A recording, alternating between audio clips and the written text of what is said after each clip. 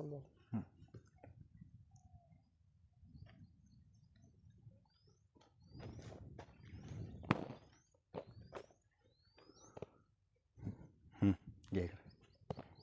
नमस्कार मित्रांनो, मी बालाजी सोसे. आपण या ठिकाणी आरमाळ शिवणीच्या धरणावर या ठिकाणी उभा आहे. आपण हे धरण जे अगोदर बघितलं, हे 4 महिन्यापूर्वी स्वर्गीय कैलास नागरे यांनी याच या ठिकाणी उपोषण केलं होतं या झाडाची दुरुस्ती करण्यासाठी.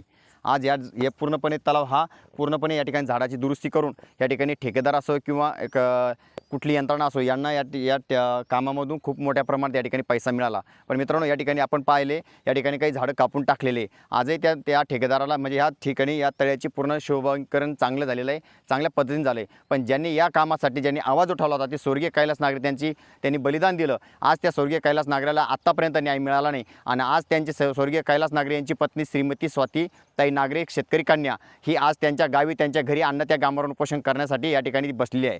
त्यांचा मुख्य तीनच मागण्या आहे. एक, शासकीय नोकरी आम्हाला मिळावी. त्यानंतर माननीय मुख्यमंत्री साहेबांनी विधानसभेमध्ये जी घोषणा केलेली आहे की मुलांच्या शिक्षणासाठी आम्ही सर्व जबाबदारी आणि मुलांना दत्तक घेऊन त्या ठिकाणी मुलांच्या शिक्षणाची सर्व जबाबदारी आम्ही करू, अशी त्यांनी मुख्यमंत्री साहेबांनी विधानसभेमध्ये घोषणा केली. त्याचा त्यांना अजून आत्तापर्यंत कुठलाही लाभ मिळाला नाही आणि त्याचा अर्थ काय नेमका घोषणा केल्याची किंवा व्याख्या काय हे त्यांना कळाले नाही. त्यांचा तिसरी मागणी आहे की आमच्या याच धरणामध्ये खडकपूर्णा प्रकल्पाचं पाणी सोडावं.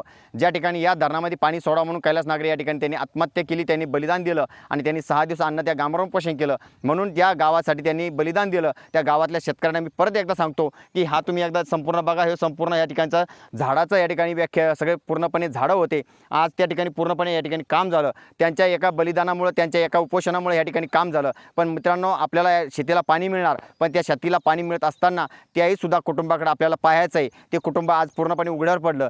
त्यांचे मुलं पूर्णपणे या ठिकाणी त्या मुलांना या ठिकाणी शिक्षणाची कुठेही आर्थिक व्यवस्था राज्य सरकारने केली नाही. म्हणून आपल्याला या ठिकाणी राज्य सरकारचं लक्ष वेधण्यासाठी त्यांच्या उपोषण स्थळाला जास्तीत जास्त संख्येने त्या ठिकाणी 14 गावातल्या शेतकऱ्यांनी उपस्थित राहा. याचं एकमेव कारण आहे की त्यांनी आपल्यासाठी केलं म्हणून त्या लेकरांसाठी आणि या 14 गावाला पाणी मिळावं म्हणून त्या ताईच्या उपोषणाला या ठिकाणी शेतकऱ्यांनी जास्तीत जास्त सहभागी झालं पाहिजेत. हेच मी सांगण्यासाठी आज आम्ही त्या उपोषण स्थळाला भेट देण्यासाठी या ठिकाणी जात आहे. शेतकरी औदा कृती समितीच्या वतीने आम्ही त्यांच्या पाठीमागे, त्या नागरिक कुटुंबाच्या पाठीमागे ठामदिशी उभा आहे. आम्ही या परिसरातील सर्व शेतकरी आणि महाराष्ट्रातील सर्व शेतकरी नेत्यांना विनंती करतो की आपण ज्या